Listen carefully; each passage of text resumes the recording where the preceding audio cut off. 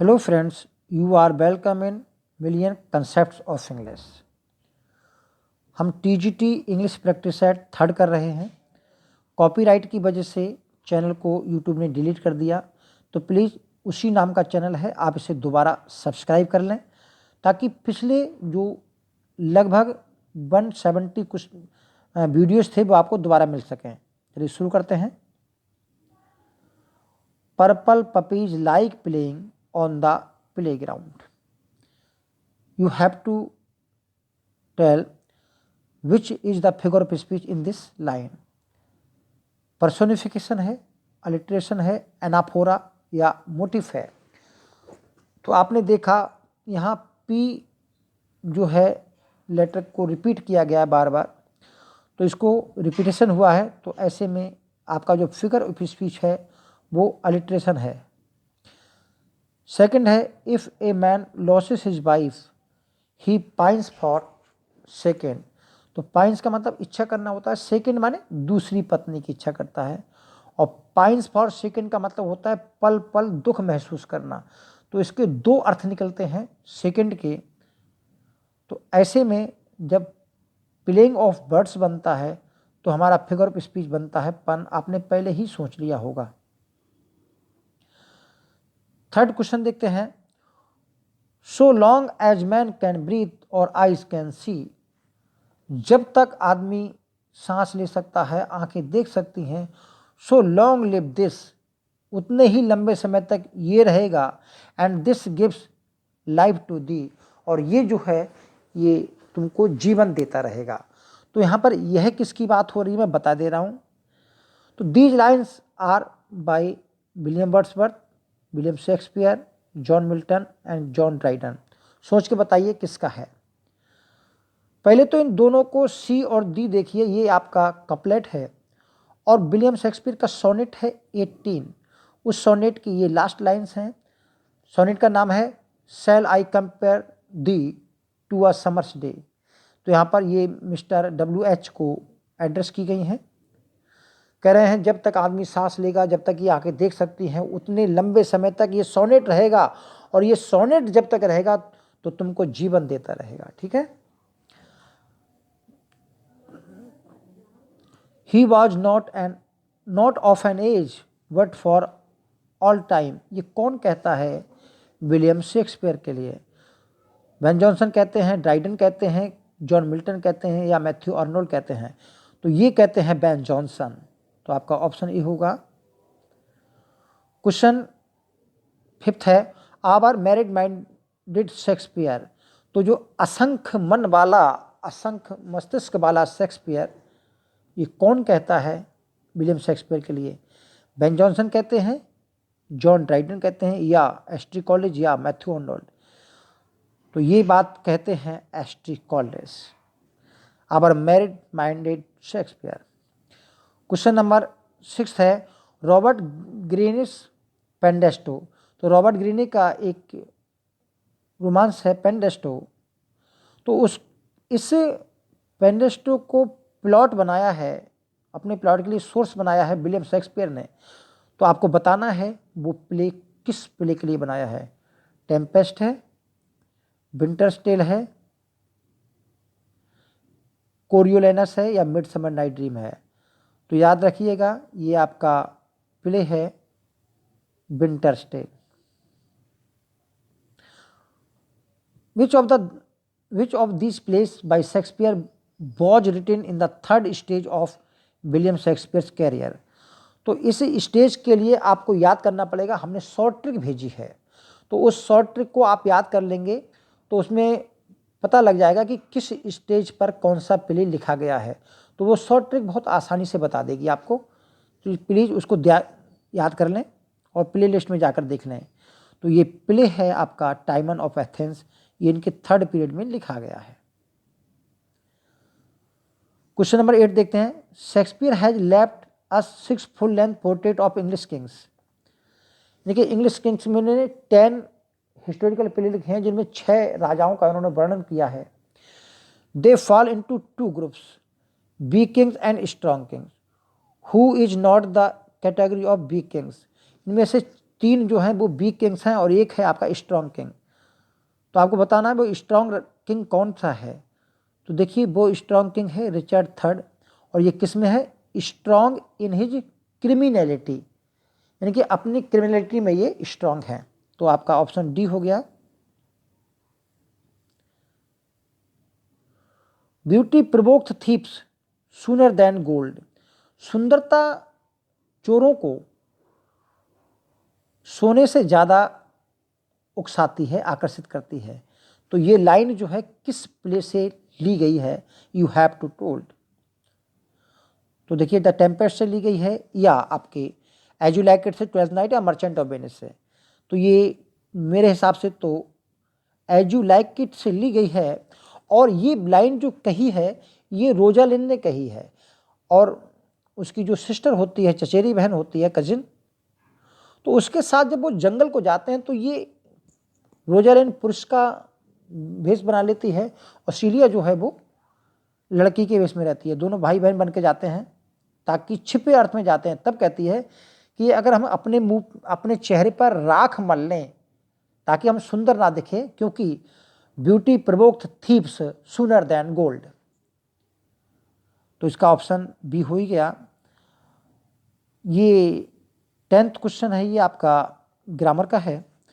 Her speech was not clearly but be understood the underlying meaning.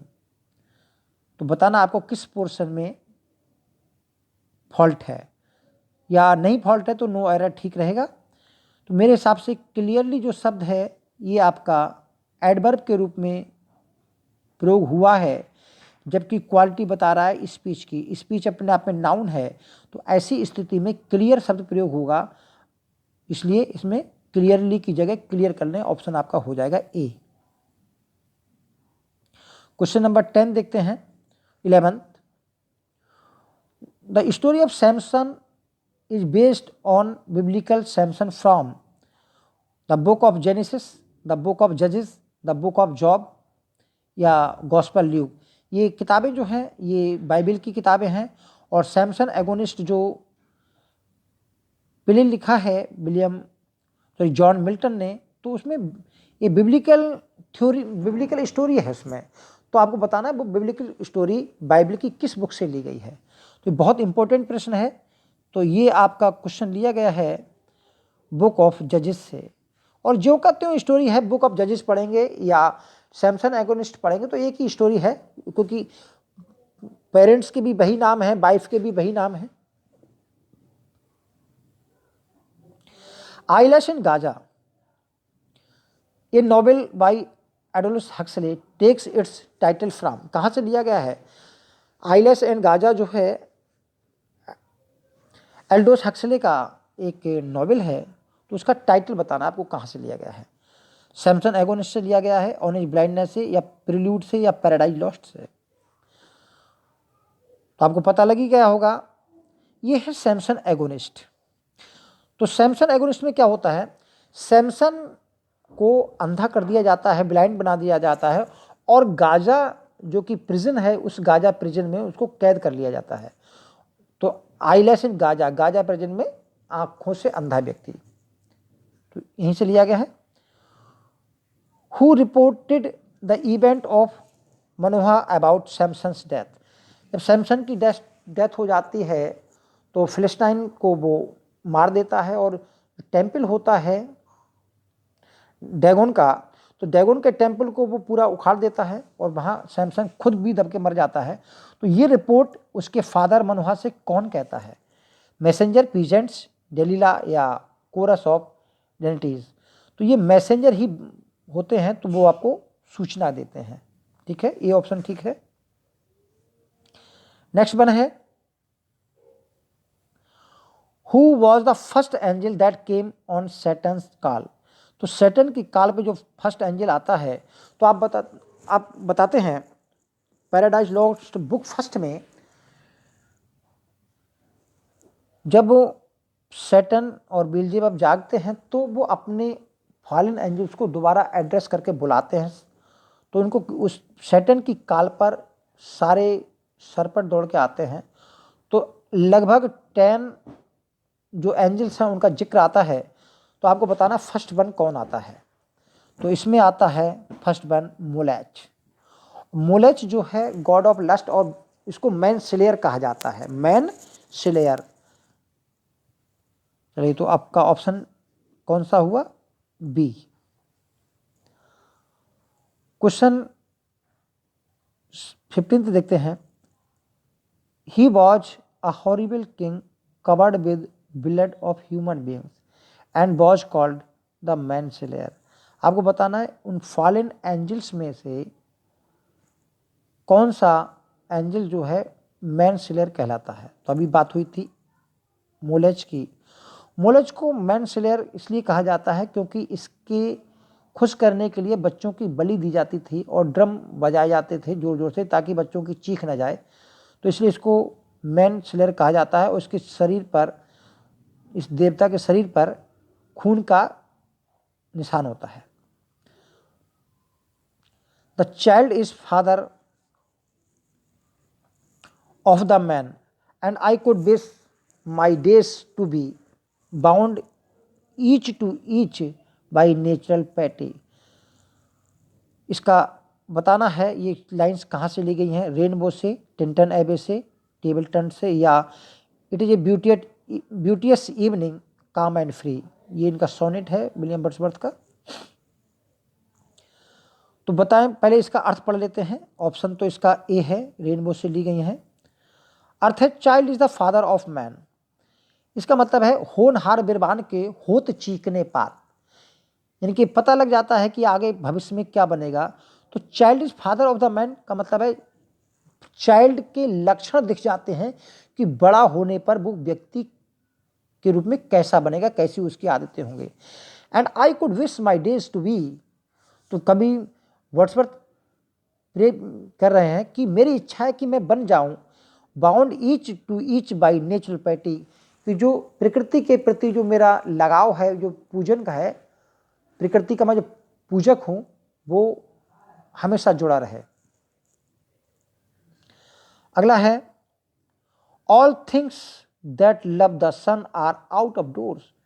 जिन जिन चीज़ों को सूरज से प्यार था, यानी कि धूप से प्यार था, वो आउट ऑफ डोर माने घर से बाहर निकलकर मैदान में आ गई। The square rejoice in the morning birth. सुबह सुबह में जो आकाश है वो खुशियां मना रहा है। Grass is bright with rain.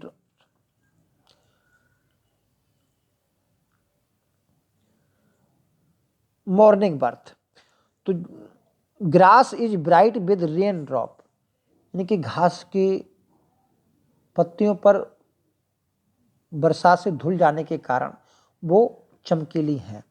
On the moors a hare is running race in her mirth. और जो खरगोश का बच्चा है वो अपनी खुशी में दौड़ लगा रहा है। ये लाइन्स ली गई हैं, कहाँ से ये बतानी है। तो ये आपका रिजोल्यूशन एंड इंडिपेंडेंस से ली गई हैं, जिसको दूसरा नाम है leech gatherer. Which of these works by William Wordsworth is incomplete. Prelude incomplete है, एक्सकर्सन इनकम्प्लीट है, रूइन कॉटेज इनकम्प्लीट है, या रिक्लूज इनकम्प्लीट है। तो आप जानते हैं रिक्लूज जो इनका है वो इनकम्प्लीट है, क्योंकि इसमें एक इंट्रोडक्शन प्लस 3 पार्ट्स बनाने की योजना थी, केवल 2 ही पार्ट कंप्लीट हो पाए। Which year are true commencement of William Wordsworth poetic career. इसमें से कौन से ईयर सच्ची शुरुआत माने जाते हैं, ट्रू कमेंसमेंट माने जाते हैं विलियम शेक्सपियर के पोइटिक करियर की। तो आपको बताते चलें 1792 और 93, ठीक है। 1792-93 में इन्होंने पोइम लिखी डेस्क्रिप्टिव स्केचेस और एन इवनिंग वॉक। तो वही शुरुआत मानी जाती है सच्ची इनके करियर की। तो पहला ऑप्शन हो गया ऑप्शन ए। ऑप्शन ए लगा ले।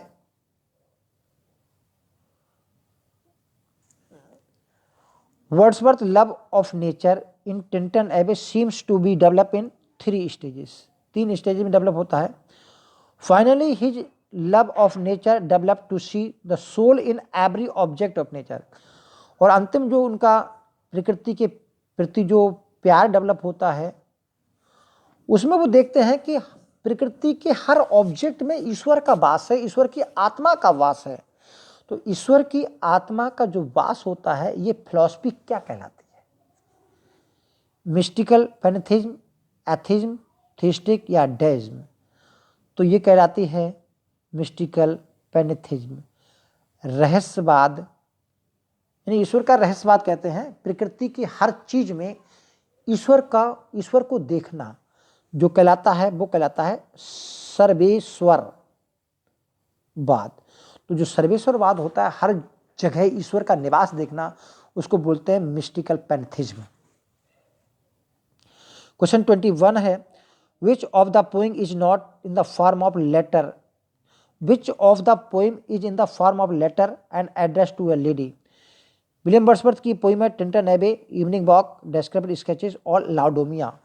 इनमें से एक पोइम जो है वो लेटर की फॉर्म में है, और लेटर की फॉर्म में तो है, लेकिन आपको बताना है कि कौन सी पोइम है और किस लेडी को जो है एड्रेस करके लिखी गई है। तो आपको तो बताना केवल यही कि पोइम कौन सी है, ठीक है। तो ये पोइम है आपकी एन इवनिंग वॉक, और एन इवनिंग वॉक जो है इन्होंने अपनी सिस्टर डोरिथी को एड्रेस करके लिखी है।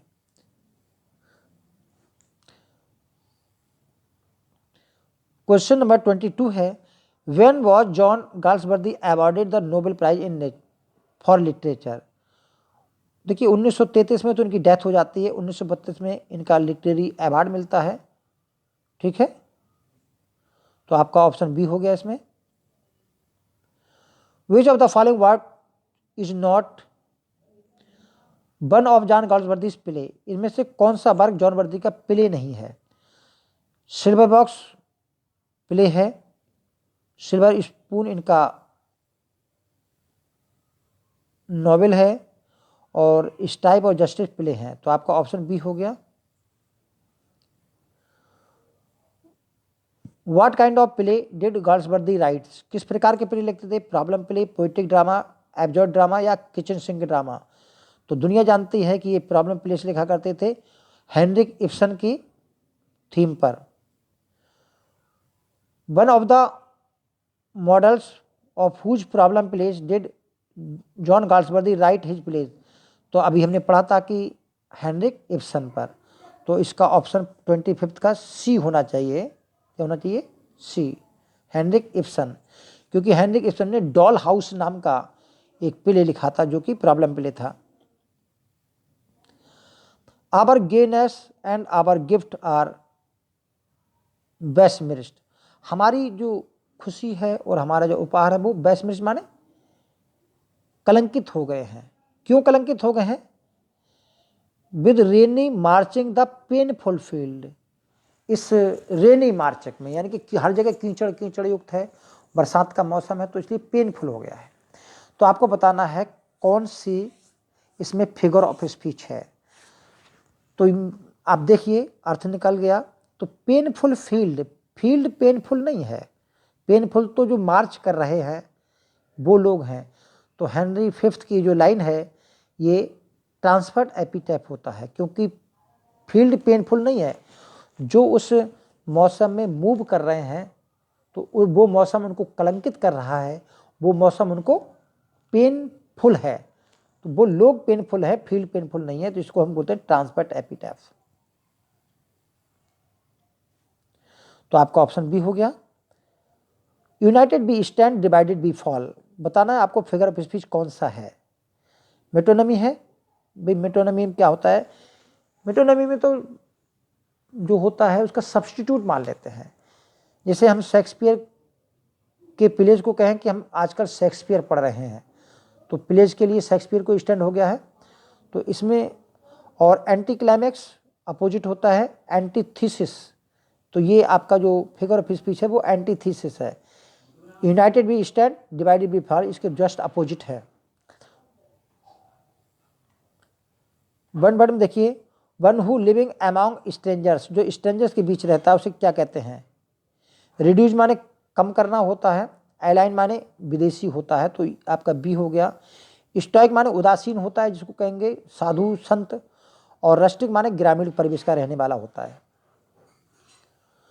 A person living the same time as another, जब एक व्यक्ति दूसरे के समकालीन रहता है तो उसे हम समकालीन बोलते हैं। आर्काइक होता है प्राचीन, और नॉस्टम एक दवाई है, और कंटेम्प्रेरी का अर्थ होता है समकालीन। तो आपका ऑप्शन सी हो गया इसमें। Professional soldier hired to serve in a foreign country, तो जो फॉरेन कंट्री में एक हायर लिए जाते हैं तो उसको क्या बोलते हैं? मर्सेनरी। क्या बोलते हैं? मर्सेनरी। मर्सेनरी का जो हिंदी में अर्थ है वो होता है भृतक। भृतक माने वो व्यक्ति जो भाड़े पे काम करता है। और लिक्विडेटर जो बिचौलिए का काम करता है कोर्ट की तरफ से, इसको बोलते हैं परिसमापक। परिसमापक वो व्यक्ति होता है जो कोर्ट की तरफ से भेजा जाता है और समझौता कराता है। और जो बैनर सब होता है वो होता है जर खरीद। क्या होता है? जर खरीद, यानी कि गुलाम समझ लो इसलिए को। और हायरलिंग जो शब्द होता है, जो ठेकेदार कहते हैं जिसको, जो ठेके पे काम कराता है। क्वेश्चन नंबर 31 है, माइस डू नॉट स्क्रीम, चूहे चीखते नहीं है, वो क्या करते हैं? दे ब्लीड करते हैं, क्रीक करते हैं, स्क्वीक, या नन ऑफ दीज। तो चूहे के लिए स्क्वीक शब्द आता है, तो आपका ऑप्शन सी हो गया। क्वेश्चन नंबर 32 है, the principal proved to be a wet blanket. Principal wet blanket prove हुए at the party of the student. तो बैट ब्लैंकेट क्या होता है समझा दे रहे हैं। देखिए, बैट ब्लैंकेट होता है जो किसी काम नहीं आए, हतोत्साहित कर दे। तो डिस्करेज्ड फ्रॉम द एंजॉइंग होता है इसका ऑप्शन, क्योंकि डैम्प क्लॉथ तो इसका शाब्दिक अर्थ हो गया गीला कपड़ा। Blanket bat in the rain, ये बाकी कुछ नहीं है। Which of the following play is not written by Galsworthy, ये तो शायद ऊपर भी आया नहीं आया। तो सिल्वर बॉक्स गाल्सवर्दी का है, जॉय गाल्सवर्दी का है, एस्केप गाल्सवर्दी का है। अभी हम बात कर रहे थे कि जो डॉल्स हाउस लिखा था हेनरिक इब्सन ने, तो ये आपका इब्सन का है। तो आपका ऑप्शन डी हो गया। और 34 है आपका, the first play by John Galsworthy. तो जॉन गाल्सवर्दी का फर्स्ट प्ले है आपका सिल्वर बॉक्स, जो कि 1906 में लिखा गया। बाकी जस्टिस इसके बाकी सब इसके बाद के हैं। In which play of Galsworthy do we have Falder. तो फाल्डर या आपकी रोथनीबल कॉक्सन, ये किस प्ले में आते हैं? तो आप जानते हैं ये लॉयल्टीज में तो नहीं आते, ना सिल्वर बॉक्स में है ना स्ट्राइप में है, बल्कि आपके जस्टिस में है। 36 है, Galsworthy belong to 20th century, sorry, John Galsworthy belong to 20th century, पर ये काट दीजिए, कोई बात नहीं, क्योंकि ये 20th सेंचुरी के पोइट हैं, तो इसका ऑप्शन भी कुछ है नहीं। Shakespeare is above all writers, Shakespeare सभी राइटर्स में ऊंचे हैं। At least all modern writers, कम से कम सभी मॉडर्न राइटर्स में भी एबव हैं। And the poet of nature, और जो पोइट ऑफ नेचर है उनमें भी सबसे ऊंचे हैं। The poet that holds up the readers a faithful mirror of manners end of life, वो पोइट हैं जो कि रीडर्स की जो फेथफुल मिरर हैं ऑफ मैनर का, उनके जीवन का। तो ये बात कौन कहता है? तो ये बात विलियम शेक्सपियर के बारे में कौन कहता है वो बताना है। Doctor Samuel Johnson, Matthew Arnold, Alexander pope या टॉमस कार्लाइल। तो ये आपके कहते हैं doctor Samuel Johnson.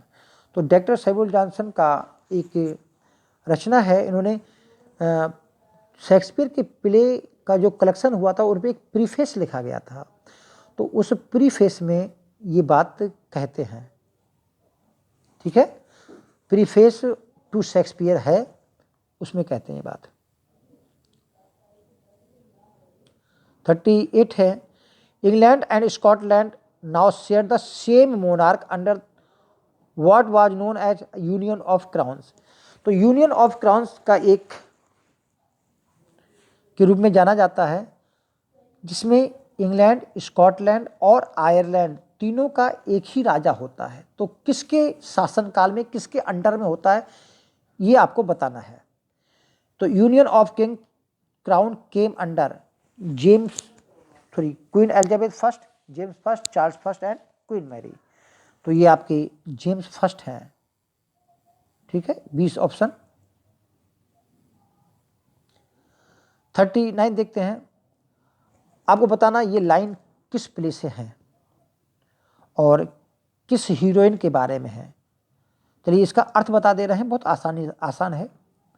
The barge, barge तो जानते हैं छोटी सी नाव होती है। शी सैट इन, वो नाव जिसमें वो बैठी है। लाइक ए बर्निस्ड थ्रोन, एक जलते हुए सिंहासन की तरह है।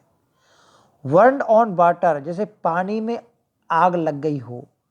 The poop watch bit in gold, और पूप माने जो उसका जो अगला सिरा है, अगला सिरा, तो वो बीट इन गोल्ड, यानी कि सोने को पीट पीट कर उसकी परत चढ़ा दी गई हो। Purple the sail and so perfume that, उसका सेल जो उसका लवादा था बाहर से, जो पाल लगे थे वो सब पर्पल कलर के थे। And so perfume that the winds were lovesick with them, और उससे जो सुगंध निकल रही थी तो वो इतनी हवा में घुल रही थी कि लोग आकर्षित हो रहे थे। लपसिक माने प्रेम में पड़ रहे थे। द ओर्स वर सिल्वर, और उसकी जो पतवार थी वो सब सिल्वर थी, चांदी की थी। तो ये जो डिस्क्रिप्शन किया गया है ये क्लियोपेट्रा का डिस्क्रिप्शन है जब वो नाव में बैठी हुई जाती है। और इनोबार्बस जो है क्वीन क्लियोपेट्रा को डिस्क्राइब करता है। माई सैलेड डेज, वो मेरे कच्चे दिन थे, कच्ची उम्र के दिन थे।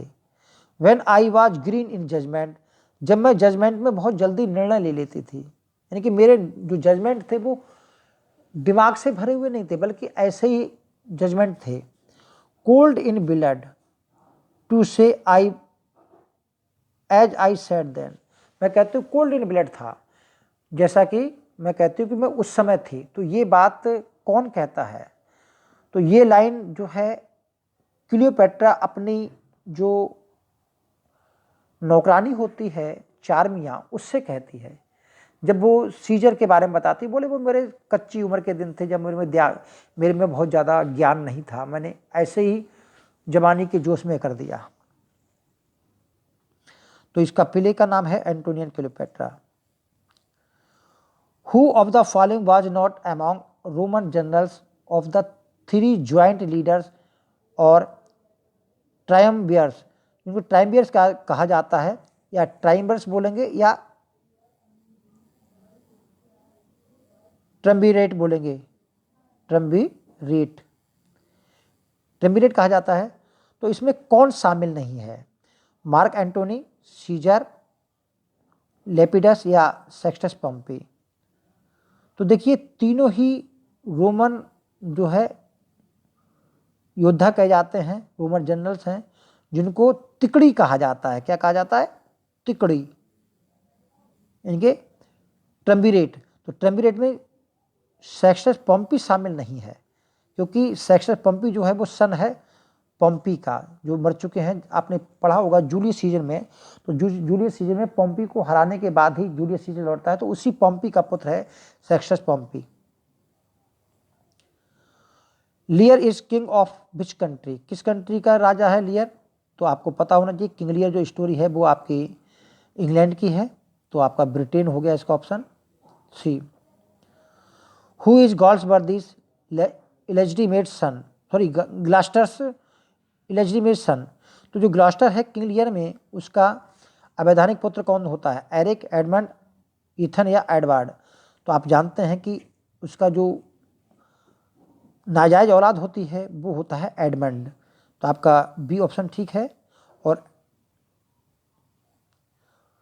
When King Lear announces that he is retiring, what does he want to do with his lands, अपनी लैंड्स का क्या करना चाहता है? तो मेरे हिसाब से तो वो तीनों पुत्रियों में बराबर बांट देना चाहता है, तो इसका ऑप्शन बी हो गया। क्वेश्चन नंबर 45 है, what is the name of the person who stand up for Cordelia when her father disinherit her, जब कॉर्डेलिया कहती है कि वो उतना ही प्यार करती है जितना उसके पिताजी से को करना चाहिए, तो आपको बताना है कि फिर वो उसके पक्ष में कौन खड़ा होता है, क्योंकि किंग लियर उसको कोई चीज़ देता नहीं है, तो उसके पक्ष में खड़ा होता है कैंट। क्या कौन खड़ा होता है? कैंट। अगला क्वेश्चन है, विच मैन मैरिज कॉर्डेलिया व्हेन दो she does not have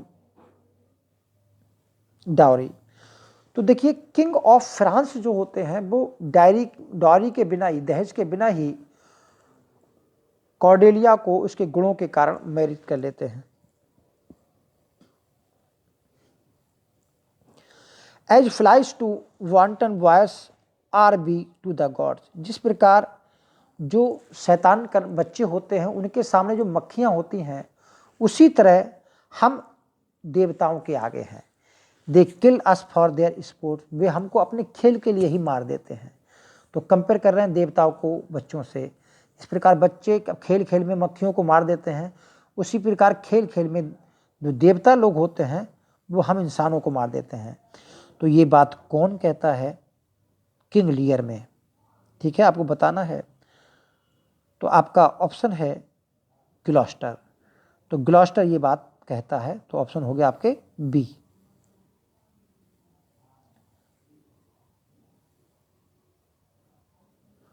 how sharper than a serpent tooth, it is to have a thankless child.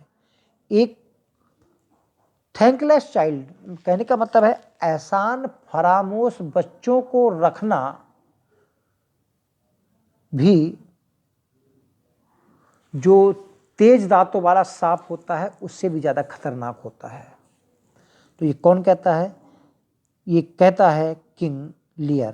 तो आपका ऑप्शन हो गया किंग लियर। किंग लियर में ही कहते हैं, काफ़ी परेशान हो जाते हैं वो।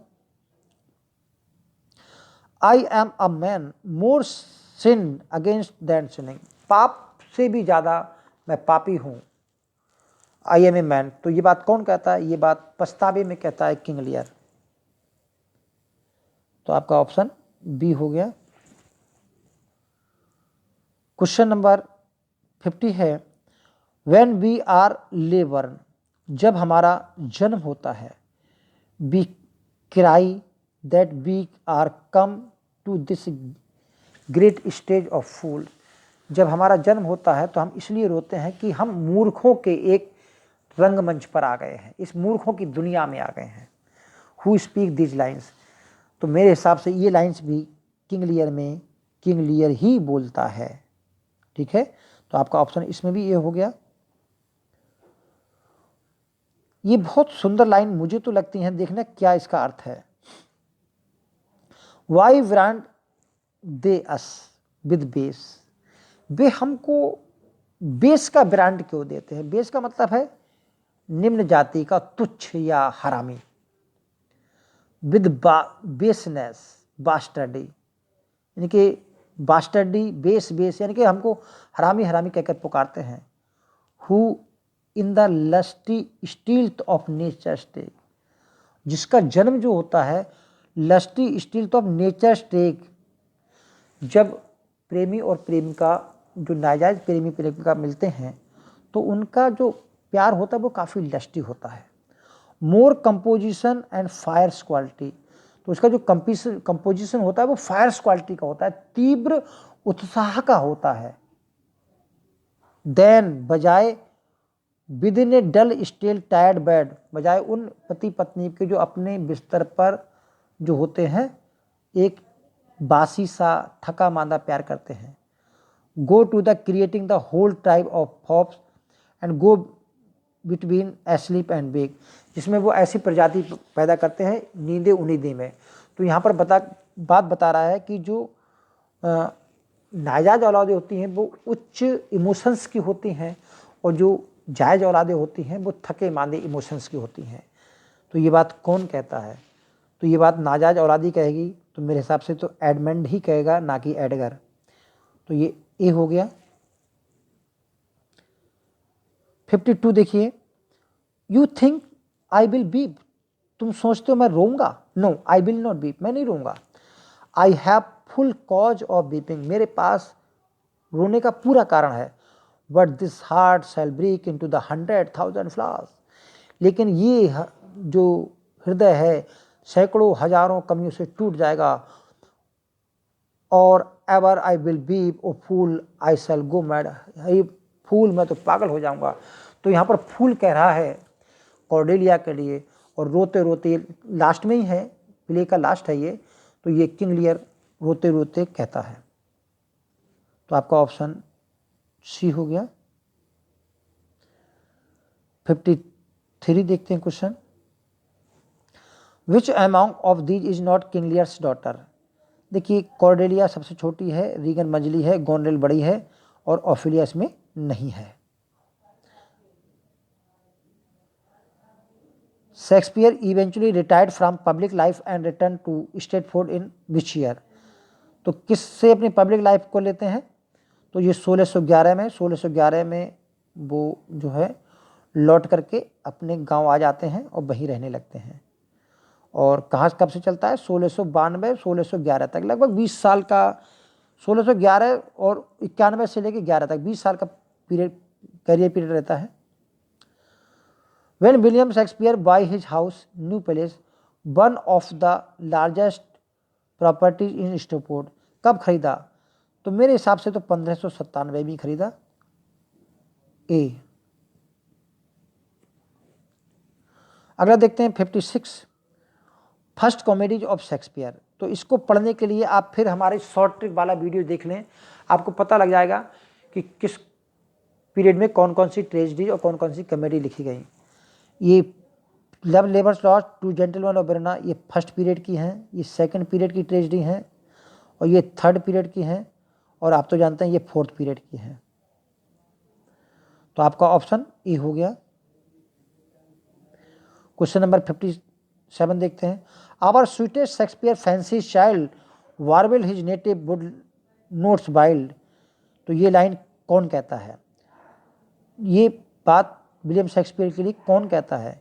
आवर स्वीटेस्ट शेक्सपियर, हमारा मधुरतम मधुर शेक्सपियर, कल्पना का बच्चा, वार्वेल्ड माने गीत गाता है, और फिर नेटिव माने अपने स्थानीय, वुडलैंड नोट्स वाइल्ड यानी कि अपने स्थानीय जंगल के। तो ये बात कहते हैं मेरे हिसाब से तो जॉन मिल्टन कहते हैं अपनी एल एलेग्रो में। ठीक है, इसको ध्यान रखेंगे, एल एलेग्रो में John Milton. From which of the poem of William Wordsworth these lines have been taken. किस पोइम से ली गई हैं? Music in my heart I bore long after it was heard no more. जो संगीत मेरे दिल में बसा हुआ है, long after it was heard no more, लंबे समय बाद ये दोबारा सुनाई नहीं दिया। तो ओड टू ड्यूटी में कहते हैं ये बातें, या सॉलिटरी रीपर डेफोडिल्स टेंटन एबे। तो सॉलिटरी रीपर की याद करके कहते हैं। ठीक है, तो ये आपका ऑप्शन बी हो गया। सॉलिटरी रिवर इज ए क्या है? बैलेड है, ओड है, या लिरिक है, या पास्टोरल है? तो ध्यान रखिए ये आपका लिरिक है। ठीक है। Who said about kids he is with Shakespeare. तो इसके बारे में कौन कहता है? तो ये बात कहते हैं Matthew Arnold about John Keats. The name grand lama of the lake is given to. तो grand lama of the lake जो है वो विलियम वर्ड्सवर्थ के लिए कहा जाता है। Who coined the phrase William suspension of disbelief. तो ये बात विलियम शेक्सपियर के, तो विलियम वर्ड्सवर्थ के मित्र कहते हैं एस.टी. कॉलरिज। और कहाँ कहते हैं? बायोग्राफिया लिटरेरिया में। Which of the following is not one act play by John Galsworthy. तो जॉन गाल्सवर्दी का little man one act play है, punch and gold one act play है, the sun one act play है, और the skin game ये आपका 3 act play है।